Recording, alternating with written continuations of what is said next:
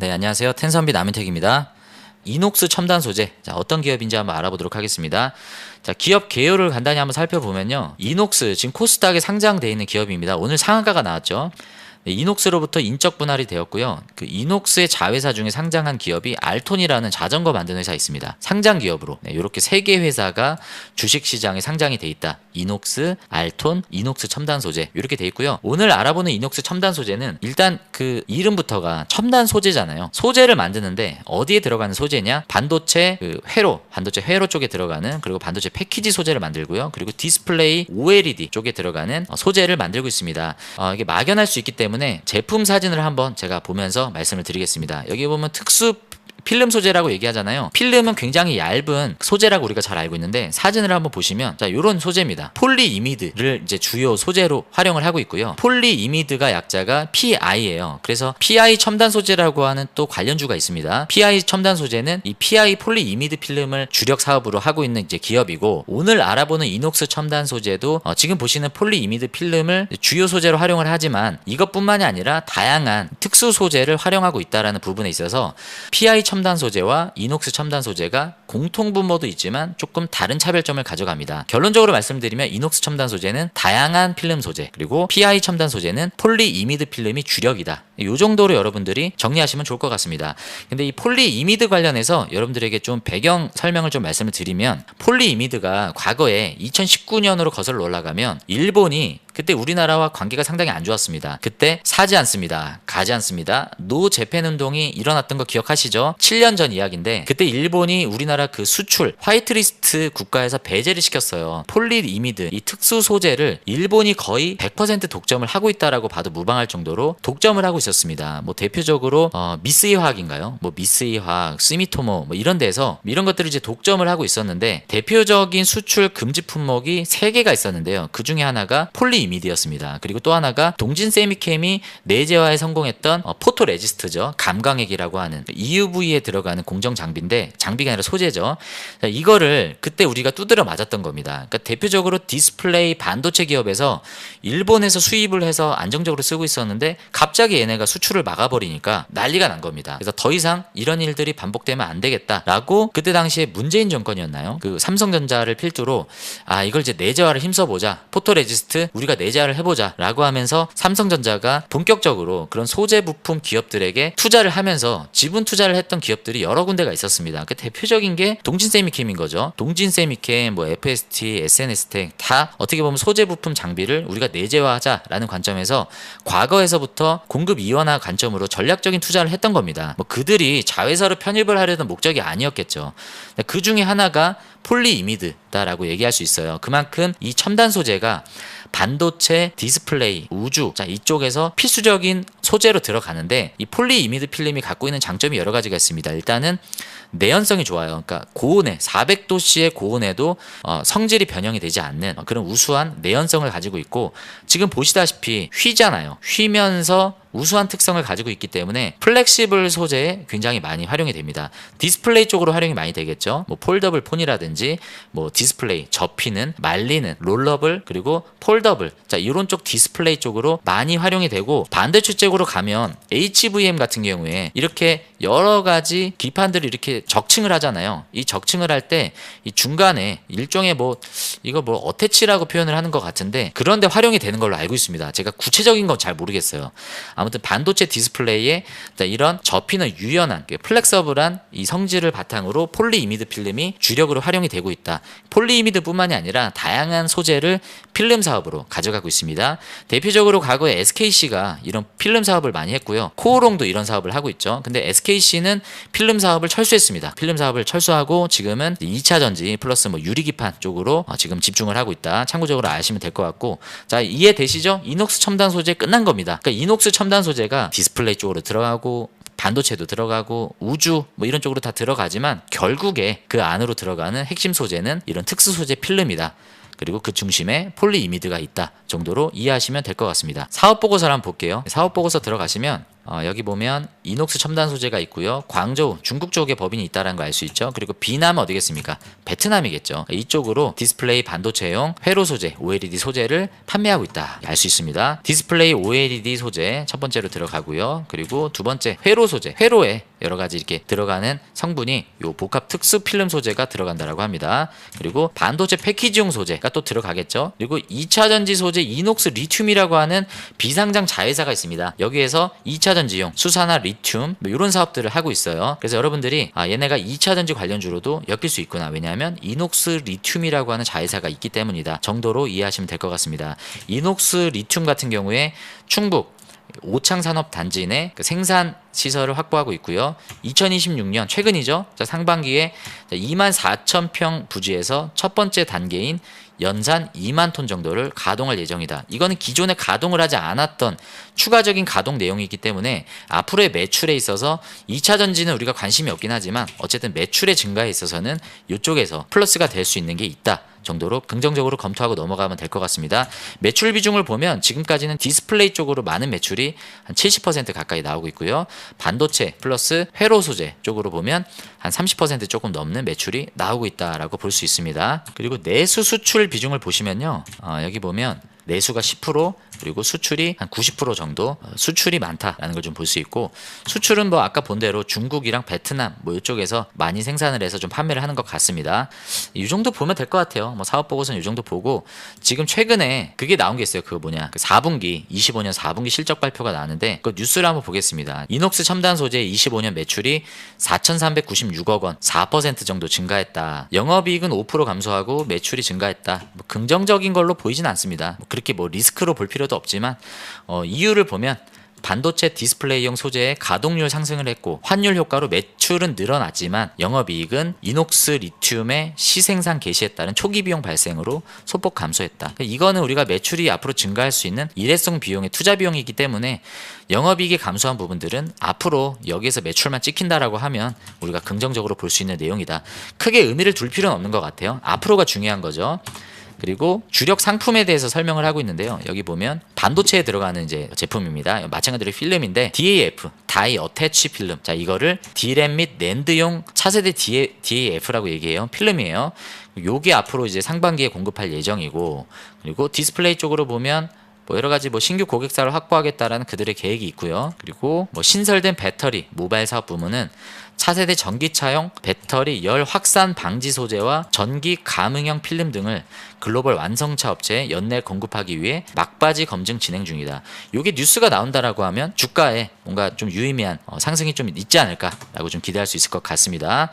그리고 뭐 리튬 관련된 내용들도 나오고 있고요. 그리고 여기서는 부각을 하지 않는데 우리가 사실 우주 관련주로 보는 게 이거잖아요. 이거 스페이스X와 거래하고 있다. 이게 뭐 특별한 게 아닙니다. 이것도 마찬가지로 필름 활용한 테이프예요. 여기 보면 이 테이프는 전자파 간섭을 줄이기 위해 사용하는 고기능성 점착 테이프다. 이 점착은 압력만으로 표면에 달라붙게 하는 성질로 임시 고정용으로 많이 쓰인다. 스페이스X는 2023년부터 이녹스 첨단 소재의 EMI 캐리어 테이프를 로켓과 위성 등에 사용하고 있다. 우주 항공용 반도체는 온도 변화와 같은 극한의 조건에서도 안정적으로 작동해야 하기 때문에 높은 수준의 전자기 간섭 차폐 성능을 요구한다. 그러니까 최근에 이 우주 관련해 가지고 이 전자기 차폐 기능 활용한 솔루션들이 많이 부각을 받습니다. 한미반도체도 EMI 관련된 장비를 생산을 해요. EMI 차폐.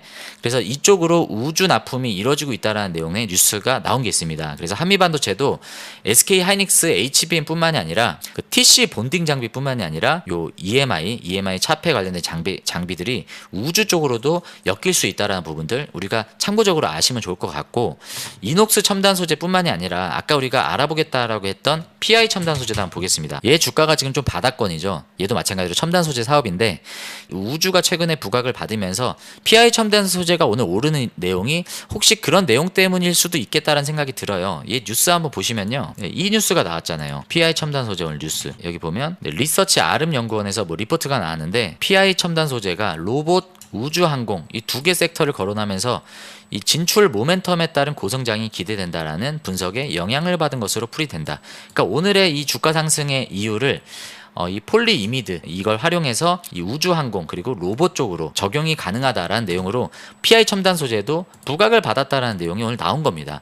그래서 이 이녹스 첨단 소재의 최근의 상승이 PI 첨단 소재까지도 확산이 되고 있다라는 모습을 우리가 확인할 수 있는 거예요. 자, 얘를 투자해야 되느냐는 모르겠지만 일단은 이녹스 첨단 소재가 이런 흐름에 있어서 PI 첨단 소재보다도 더 먼저 부각을 받고 있다라고 우리가 볼 수 있는 겁니다. 이녹스 첨단 소재 얘는 지금 우주로 얼마나 주가 흐름이 좋습니까? 자, 이런 상승이 나오는 배경을 우리가 확인할 수 있는 겁니다. 자, 간단한 기업 개요만 몇 가지 더 보고요. 우리가 차트 분석하면서 좀 마무리를 지어보도록 하겠습니다. 일단 재물을 좀 봐야겠죠. 가이던스를 한번 볼게요. 네, 이녹스 첨단 소재의 가이던스를 좀 보면 지금 연간 실적인데 가이던스가 지금 올해 연매출까지만 좀 나와 있습니다. 매출은 계속 늘어날 것으로 전망을 하는데 수익성 개선은 그렇게 긍정적이진 않습니다. 지금 보면 작년에 819억 원이었는데 674억 원 정도의 매출을 예상하고 있어요. 그리고 27년 가이던스는 아직 나와 있지 않습니다. 그래서 우리가 실적 전망치를 보고 얘가 좋아질 것이다 라고 전망하기에는 좀 어렵지만 아까도 우리가 봤다시피 그 2차전지 관련주로 지금 공장이 가동되고 있다라고 했잖아요. 이 부분이 앞으로 매출의 증가에 있어서 뭔가 유의미한 시점으로 우리가 좀 볼 수도 있지 않을까라고 생각할 수 있고 실적은 이미 반영이 돼 있다라고 저는 봅니다. 그래서 그거를 우리가 뭐 주가 상승의 큰 요인으로 보긴 어렵지만 우주 쪽에 테마를 받기 시작했고 지금 이녹스 첨단 소재 주봉 차트로 보시면요. 이게 상승이 지금 시작이 됐다라고 보기는 좀 어려워요. 상승이 시작이 되려면 기존에 부딪혔었던 저항 여기 4만 원대는 한 번 더 좀 넘어줘야 됩니다. 지금 여기 닫고 내려왔잖아요. 그래서 여기를 뚫어내는 흐름이 나올 때 본격적인 시장이 기대할 수 있는 상승 랠리가 나올 수 있다라고 좀 보여지는데 단기간에 올라가는 걸 기대하기는 좀 어려울 것 같아요. 단기간에 올라가는 건 어렵더라도 조정이 나올 때마다 기회를 주지 않을까라고 저는 생각합니다. 그래서 우리가 우주 관련주를 더 이상 투자할 게 없기 때문에 좀 관련주로 볼 수 있는 좀 탄탄한 기업들이 누가 있을까? 이녹스 첨단 소재가 참 괜찮았지만 아쉽게도 얘는 32,000원대에서 기회를 주지 않고 날아갔습니다. 그래서 32,000원대 만약에 기회를 준다라고 하면 좀 너무 좋은 기회가 아닌가라고 생각을 하고요. 우주가 최근에 수급이 굉장히 강하기 때문에 기회를 줄지는 모르겠습니다. 네, 그런 관점으로 봤을 때 PI 첨단 소재도 비슷한 우주 수급을 받는다라는 관점에서 나쁘진 않은 것 같아요. 개인적으로. 네, 나쁘진 않은데 얘가 PI 첨단 소재거든요. 얘가 보면 주가가 흐름이 굉장히 안 좋았습니다.